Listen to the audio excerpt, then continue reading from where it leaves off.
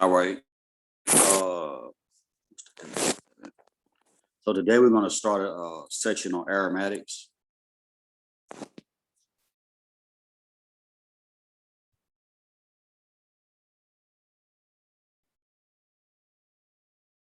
All right, and so this section is fairly brief. It could be a lot more in depth, but I'm only going to give you really a surface treatment of aromatics. So aromatics, that's a class of compounds.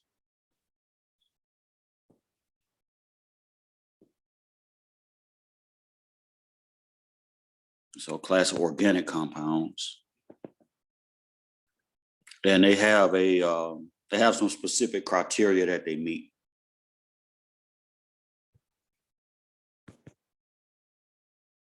All right, so the first is they have so they have pi bonds and resonance. They're going to be fully conjugated.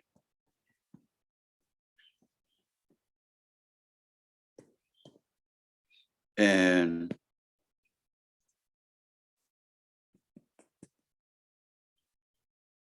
basically unreactive without a catalyst. Sorry about that.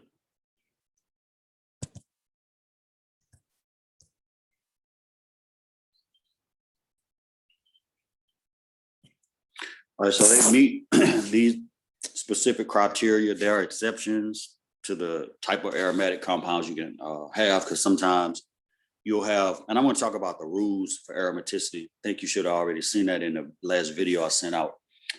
But there are that's a certain set of criteria that compounds have to meet, but there are exceptions to that. We're going to talk about that today. Probably the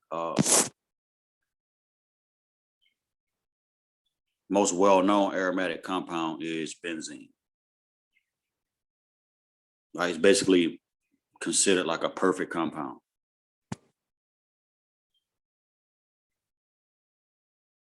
Right? So you see it as a 6-membered ring, right? That's another characteristic too. That most of your aromatics, or all of your aromatics, have to be cyclic. So benzene, you see, it's got a 6-membered ring. It has 3 double bonds within that ring, and you can also write this way. Sorry about that. Let me zoom in on that so I can write it better. You'll see it written this way with a circle in the middle. What that means is that all of those pi bonds are in resonance, right? So they are constantly shifting. So if I were to draw this, and let me move this here, move that there, and that there, right? I could shift those pi bonds around like so, and that's constant. So that circle indicates that the pi bonds are in resonance.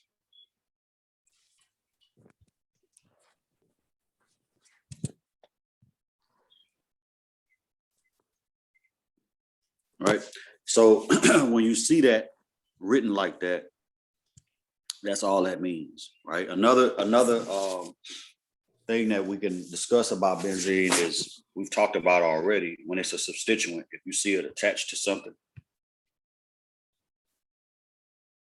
So you have a benzene ring attached to some other, like a chain or something like that,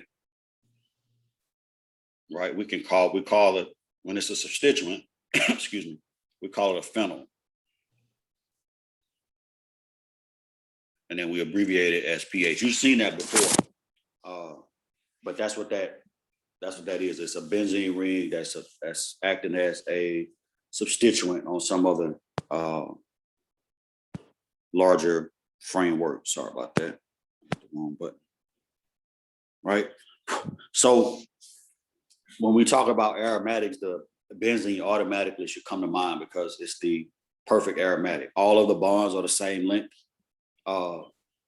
The sigma and pi bonds all have the same bond length. So it's a perfect molecule. It's unreactive. So it doesn't, the only time you can get benzene to react is in the presence of a catalyst. And we're going to talk about 3 or 4 reactions of benzene between today and Wednesday, and then Friday we'll keep moving, and of course we'll have class on Friday, and then you can take the exam over the weekend, or you can start it on Friday. It's up to you. All right, so here's a, and I think this handout should be not sure if I post it should be in Blackboard in the assignments folder. But if you don't have it, I'll post it. I can't post it here because I'm working from my iPad, but I'll grab it and upload it and make sure you have it. So here it's just a group of aromatic compounds, right? One of the criteria is that it has to be planar, right? It can't be bowled out or bent. And the reason I say that is because the planarity and the conjugation go hand in hand, right? So if you look at a system like the one I have circled down here, you can see that you have, let me see, 1, 2, 3, 4, 5, 6, 7, 8, 9, 10 carbons. And under normal circumstances, you can see the conjugation, right? You can see the, where you have the pattern of double, single, double, like that. But the fact that this part of the ring is kind of folded out, what it does is that fold actually disrupts the conjugation. And so when you look at the p orbitals for that section, they'll be pointed out like this, and they can't overlap with the p orbitals that are here, right? They're perpendicular to those p orbitals. So that's the planarity or the flatness of the molecule matters, right? So all of these molecules up here are planar, and they're all also fully conjugated. Does anybody remember when we talked about conjugation? When something is fully conjugated, what does that mean?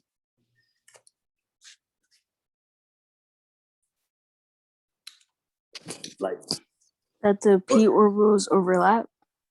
They do overlap, and if it's fully conjugated, you got a p orbital on each carbon, right? So something like this, right? We were just talking about 1,3-butadiene. Well, if we extend that out, you can see here that this section is conjugated, but then over here, there's no p orbitals. So it's not what we couldn't call it fully conjugated. You follow what I'm saying? It's only partially conjugated.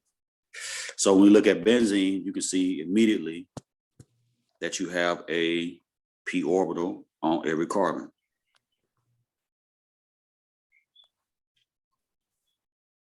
All right, so it's fully conjugated. That's what that means, that there's a p orbital on every carbon.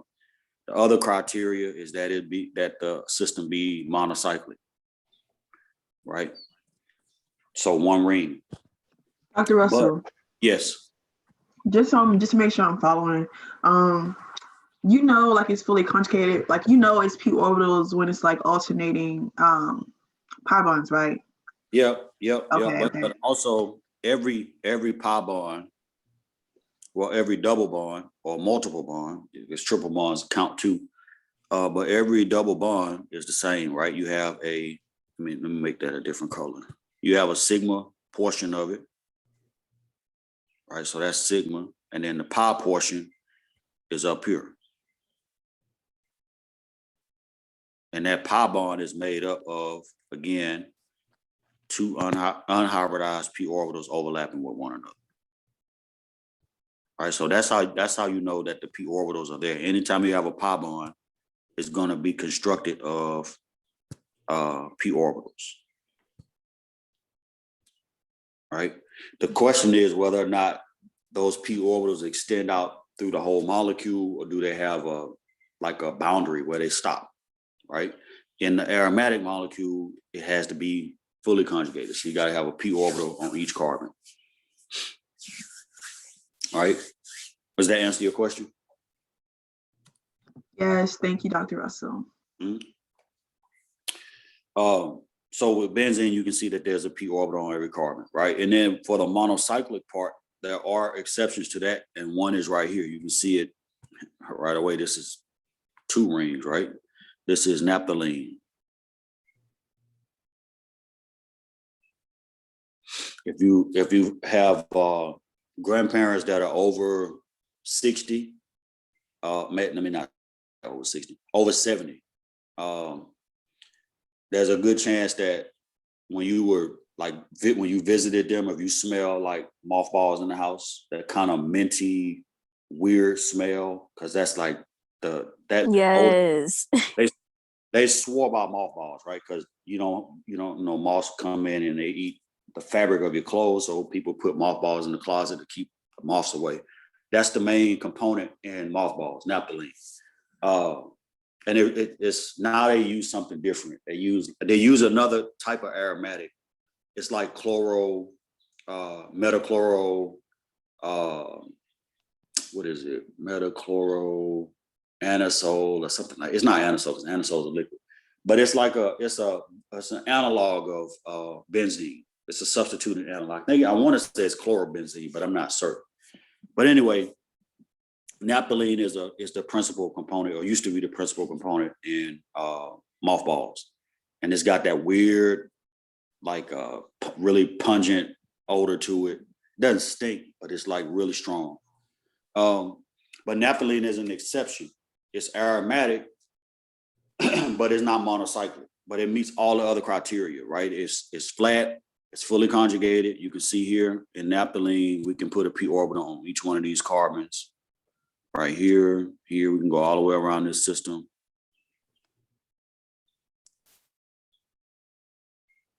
No problem, right? P orbital on every carbon, fully conjugated, flat, and it's bicyclic, but we still classify it as an aromatic.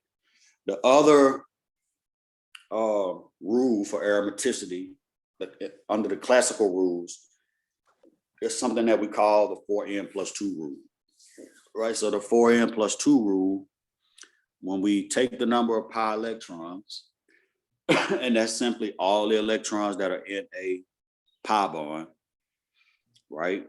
And we set it equal to 4n+2, n has to be a whole number.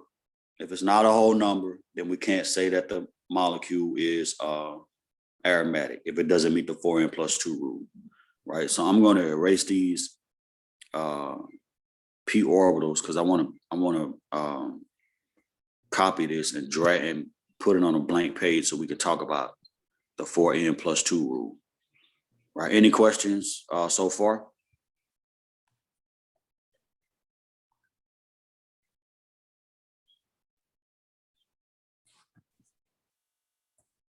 All right, so let's talk about the 4n+2 rule.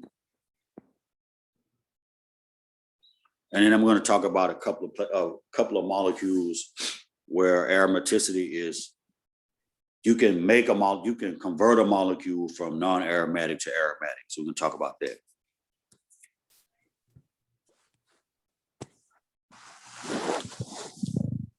All right.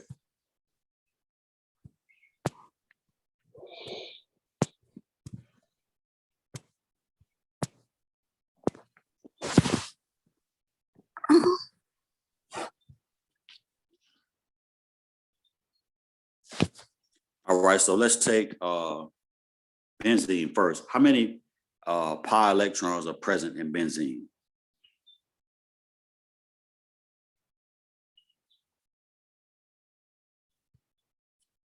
A very simple way to calculate that is to just add up the number of pi bonds, the number of pi bonds.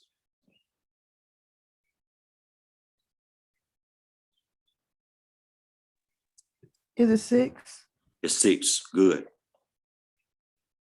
There's 2 electrons in every bond, and you got 3 pi bonds, so it's a total of 6. Right. So you have, for benzene, is 6 pi electrons. I'm just going to abbreviate electrons. And so if we set that equal to 4n+2, n will be 1. Is that right?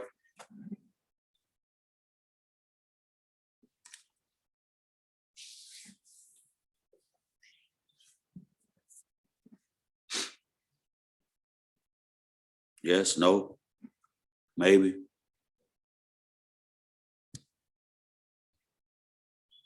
Yes. All right. So as long as the N is a whole number, then the compound meets the 4n plus 2 rule. If N is a fraction, then it doesn't meet the 4n plus 2 rule, and you rule it out as an aromatic. All right, let's look at naphthalene. What do you think? Let's count up the number of pi bonds. How many pi bonds we got here? 1, 2, 3, 4, 5. Is that right?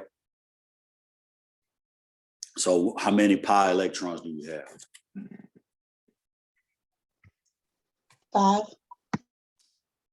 Okay, you've got 5 pi bonds. Each pi bond has 2 electrons. So we should have how many electrons? 10. 10. Good. So we'll set that 10.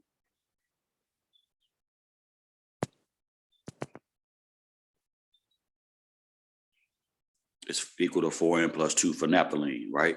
So N in this case will be 2. It's a whole number. So that meets the 4n plus 2. Are y'all following that? No, can you explain the explanation again for that one? So you have the 4n plus 2 rule says that the letter N, the variable N in the equation has to be a whole number in order for it to meet that criteria for aromaticity. For what you set that equal to is the number of pi electrons. So that's the number of electrons that are in pi bonds. So for naphthalene, sorry, mosquito. For naphthalene, we got 5 pi bonds. Each pi bond has 2 electrons, so it's 10 total pi electrons. So you set that equal to 4n plus 2 and solve for N. As long as N is a whole number,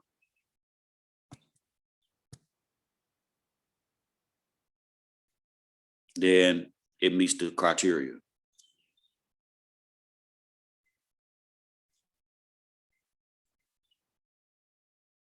Right, it's got to be a whole number. It can't be a fraction. So for naphthalene, if we solve for N is 2, right? If we set 10 equal to 4n plus 2 and solve for N is going to be 2. Is that right?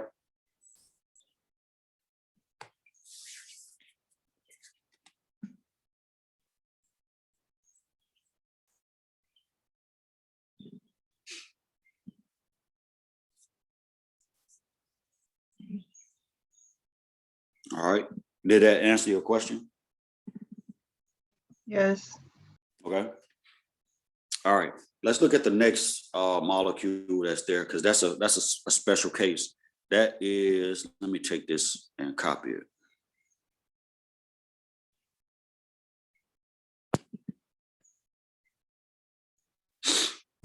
And let me move this.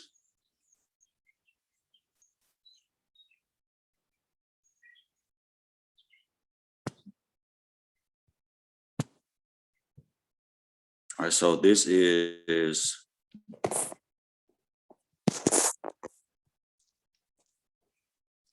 the cyclopenidine anion.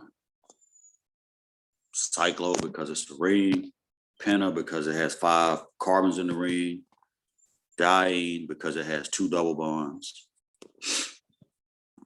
and it's an anion because it has a negative charge. So the cyclopenidine anion, is that aromatic? Is it flat? Right, to answer that question, anything 10 or less atoms, any ring with 10 or less atoms is going to be planar, right? It's not going to be bent or out of shape at all, right? It'll maintain its shape. So any ring that's 10 or less is going to be planar, right? So a 5-member ring is definitely planar. Right? Is it fully conjugated?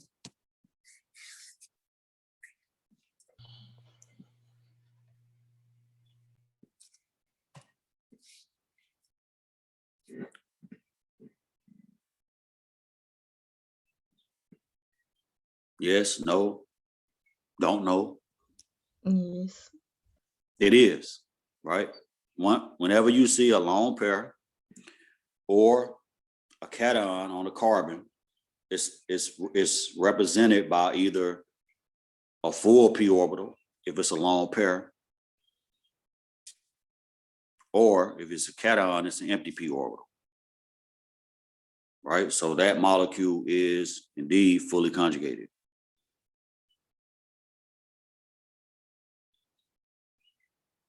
Right? And it's monocyclic.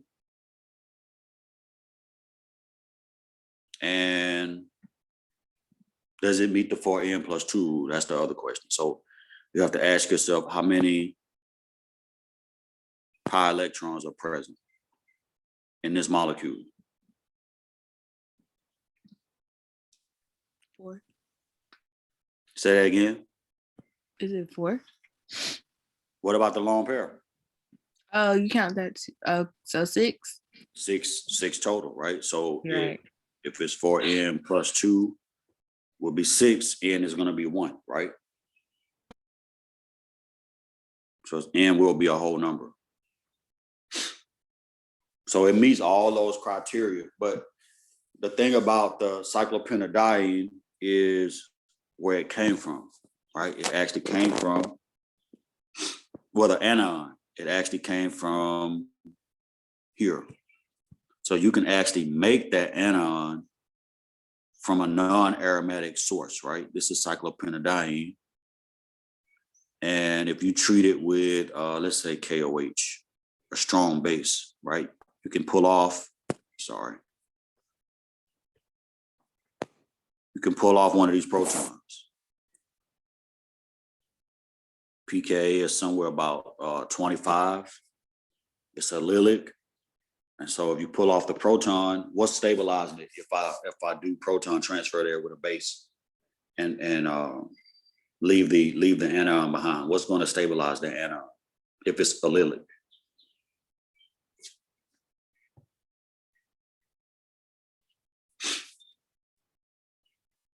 Anybody? Lunch on the line. How do you stabilize an allylic anion?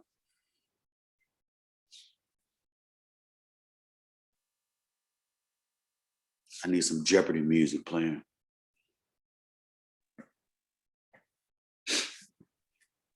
Don't you turn it into a double bond? The anion? Okay, that's part of it. But what's the term for it? Resonance? Resonance, right? You can do if it's an allylic anion or an allylic cation or an allylic radical, you can stabilize it by resonance. That's why the pKa is 25. It's not super acidic, but with a strong enough base, you can pull it off. And the reason is because you can stabilize it by resonance. You can do this. Who was that, by the way? It was Christina Young. Okay, yeah, I did say I was buying lunch. So whoever answered that. So you got to put your Cash App in the chat. And then when I stop sharing my screen, I'll be able to see it. But yeah, it's huh? I just said thank you. Oh yeah. Yeah, it's stabilized by resonance. So that's why you can pull that off. But the starting material for cyclopenidine, the cyclopenidine anion is not aromatic. What's missing? What makes it not aromatic? I mean, it is planar. It is monocyclic, but what would cause that starting material, cyclopenidine, before you get to the anion to be non-aromatic? What is it missing? What characteristics for aromaticity is it missing?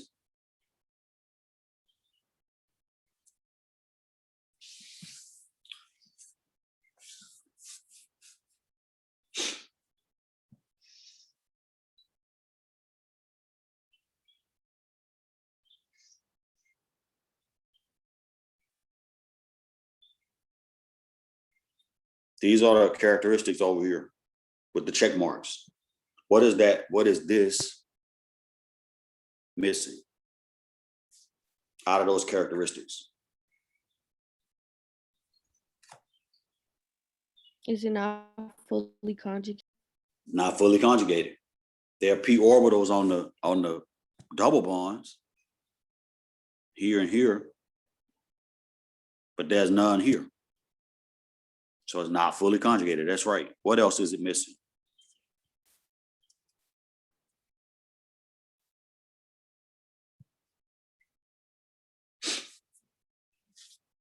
It's planar, it's monocyclic, but it's not fully conjugated. And what else? There's only one other criteria, right? It doesn't follow the 4n plus 2. Nope, because if you set 4n plus 2, set that equal to 4, is that right? And n is going to be a fraction. Is that right?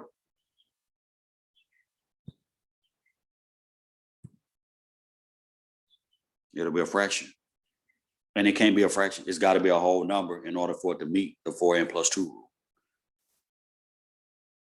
Do you agree that there are 4 pi electrons in that molecule?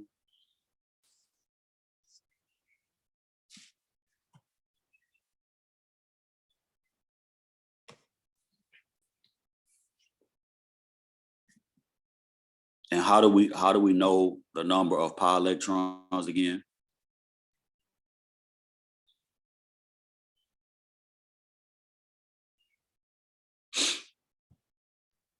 From the pi bond? Yeah, 2 times the number of pi bonds. That's how we figure out how many pi electrons are present. I'll write that down here.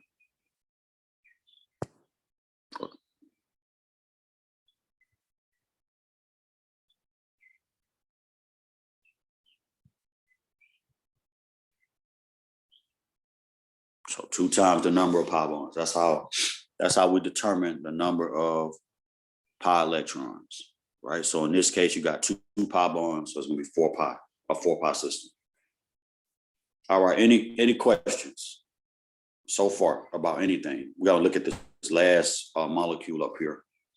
And then we're gonna move on to another concept dealing with aromaticity.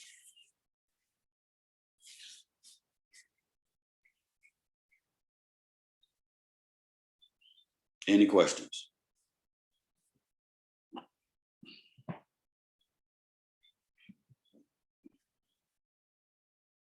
All right, let's look at this last molecule. The site is let me put a line right here.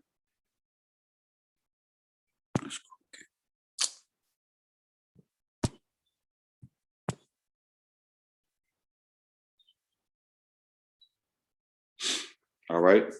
So the last molecule is indeed considered an aromatic compound. I gotta fix it because it got cut off. But it is considered aromatic. So it's a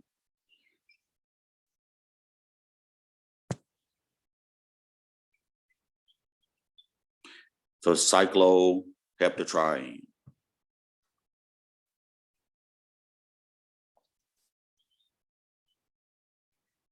And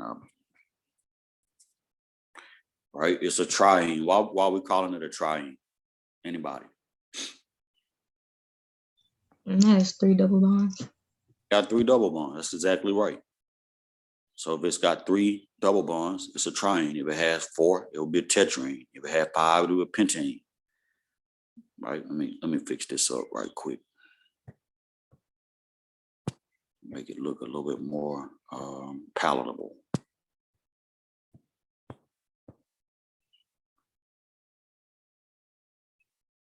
All right.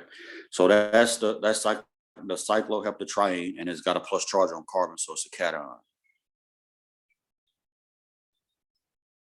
Is this compound aromatic? And how would you give me the criteria to prove it? Does it meet the 4 requirements for chirality? Not chirality, sorry, for aromaticity.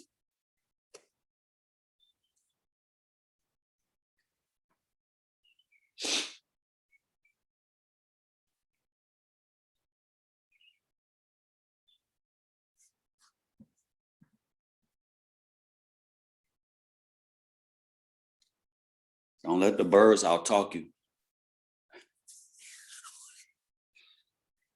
So what are the requirements again? Flat or planar, monocyclic, fully conjugated, and it meets the 4n+2 rule. Those are the 4 things you're looking for to determine whether or not a molecule is aromatic.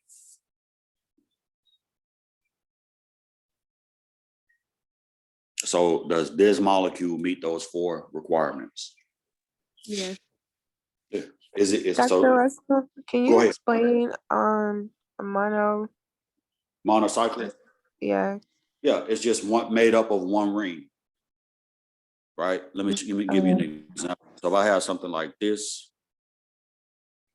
like anthracene, which is also aromatic, it's another exception. This would be tricyclic. You following? If I have something like this, it would be tricyclic. Okay, that makes sense. So mono, it's just the prefix just is exactly what it sounds like. Mono is 1, di is 2, tri is 3, tetra is 4, so on and so forth. Right, and this is another exception, by the way. This is I meant to bring this up earlier. Anthracene. It's a tricyclic system, and it's aromatic. It's fully conjugated. It's flat. All that stuff. But it's another exception, like naphthalene, because it's not monocyclic. All right, but let's go back to here. This is, everybody agrees that's monocyclic. It's planar. Is it fully conjugated?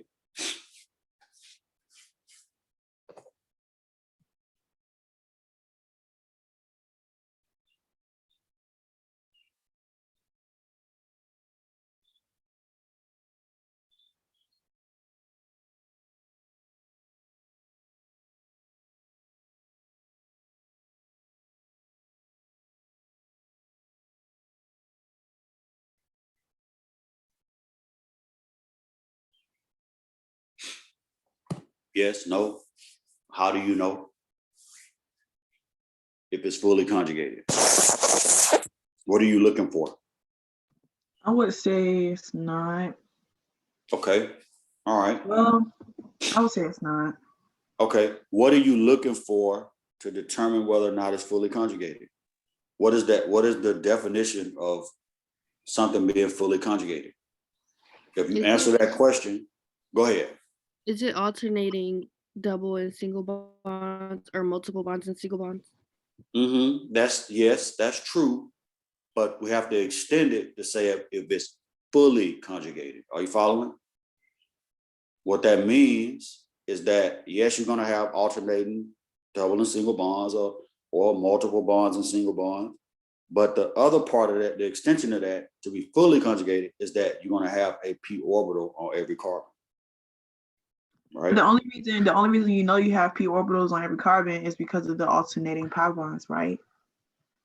Yeah, but in this case, remember we said if you see a anion on a carbon or a cation on a carbon, that's also a p orbital. It's either just going to be filled or empty.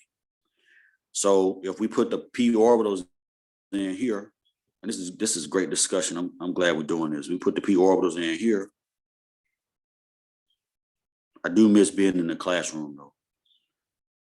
Right? You can see right away that there's a p orbital on every carbon in that molecule, because that plus charge is an empty on carbon. It's an empty p orbital.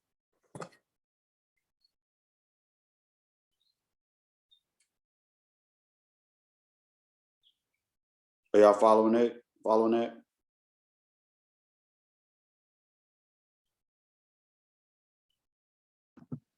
Yes. Yes. Oh, okay. So you're saying, oh, okay. So I'm thinking like the alternating pi bonds, they help you know if it's fully conjugated, but if you have a carbon on every part of the ring, which you should have. So think about it this way. Everywhere you have a pi bond, you're gonna have each carbon in that pi bond is gonna have a p orbital on it, right? Because that's how you make pi bonds. You overlap Yes. p orbitals. But if you have that in a ring, right, you can go around the ring and put all the p orbitals in, but you got to have a p orbital on every carbon. And so inside that ring, you have your pi bonds, but you also have a cation, which is basically a carbon with the empty p orbital. That's why it's positively charged. So that also counts when you're counting your pi bond, your p orbitals.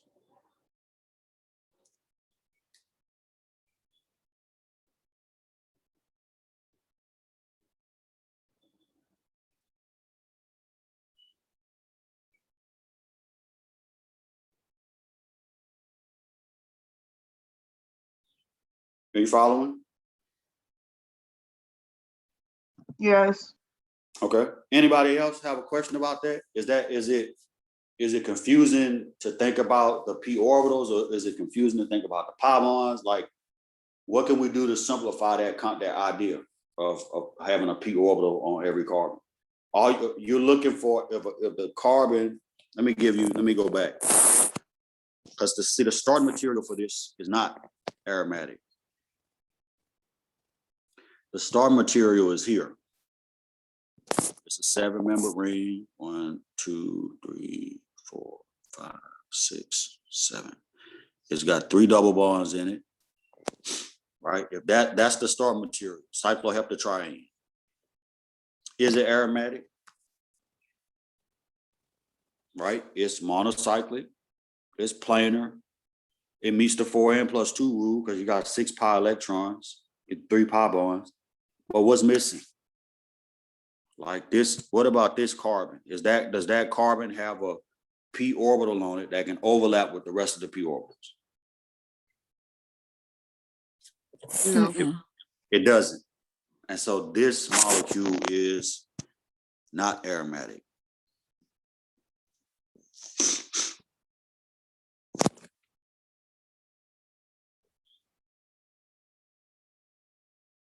Are y'all following that? So that's non-aromatic. It meets all other criteria except for the fact that it's not fully conjugated.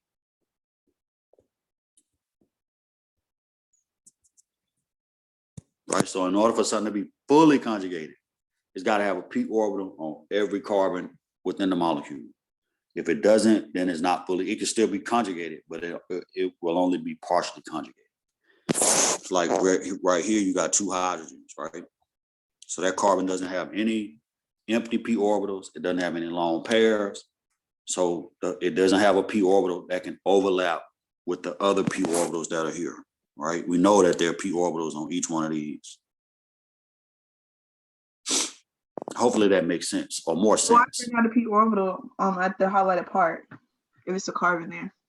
Yeah, it's a carbon there, but it's got a 4 octet, and all the orbitals are being used to overlap and form sigma bonds. Right? It's sp3 hybridized. So that means that there are no orbitals available because all of your P's and S's have combined to make those 4 sp3 hybrids. So all of that carbon has a full octet, and it's got 4 sigma bonds to it. So it doesn't have a p orbital available to overlap with the other ones.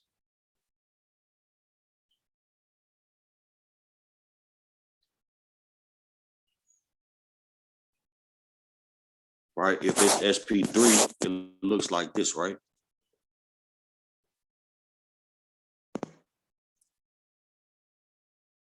If it's sp2, it looks like this. Let me not do that. Let me do this.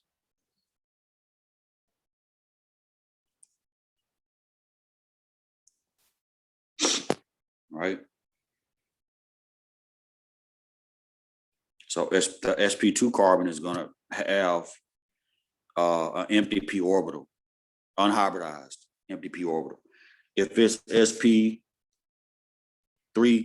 because of a lone pair, then it's going to look like this. Fix that up. Shucks, sorry about that.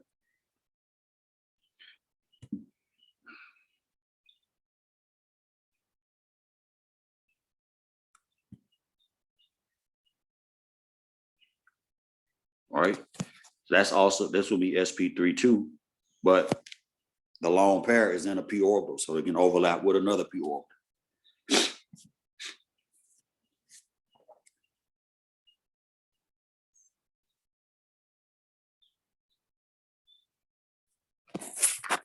Yes or no?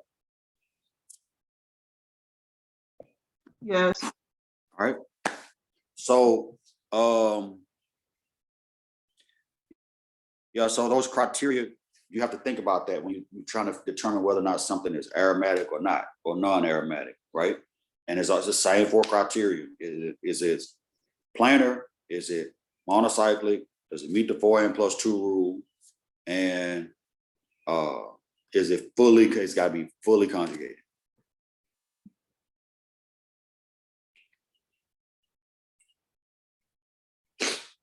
All right, any questions about anything? I think we're gonna stop here and we'll pick up on those reactions tomorrow. I mean, on Wednesday. So hopefully you watch that video, because the reactions all follow really basically the same mechanism. So we really gonna focus in on these three right here. The mechanisms. The other two, we're not gonna focus in so much on the mechanism, but you just need to know the outcome.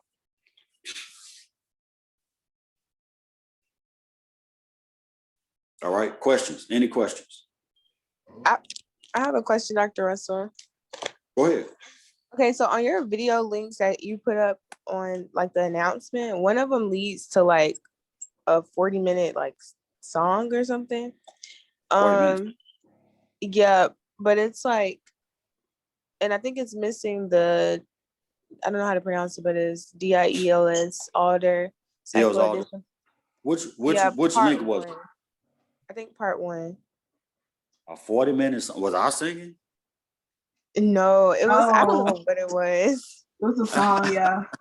Okay, I don't know how that happened. It might have been because I probably was copying that link to share it like was it a jazz song? Yeah. Yeah, I remember. Yeah, that was my fault. I wasn't trying to share that. I had that in my clipboard when I copied it, and I probably just pasted the wrong thing. But if you go to the other video, the other Deals Alder video is right there with it. So you should still be able to find it. Okay. But send me, which day was that? Do you know what day that was? Because I can correct that in the announcement. 1 second, let me look. Yeah, sorry about that. I think it's the announcement 329. Okay, I'll go back and fix that. It was the Deals Alder stuff? Yes. Okay, I'll fix it. I apologize for that. I'm a mellophile though. I love music, so I'm always on YouTube listening to music while I'm working. So I apologize for that. Dr. Russell, Yes. the only YouTube quiz we were supposed to do is the Deals Alder one, or is it the other ones too? Yeah, you can do the aromaticity one now after this lecture, and then if you watch that video, you should be able to do them both. All right. Thanks.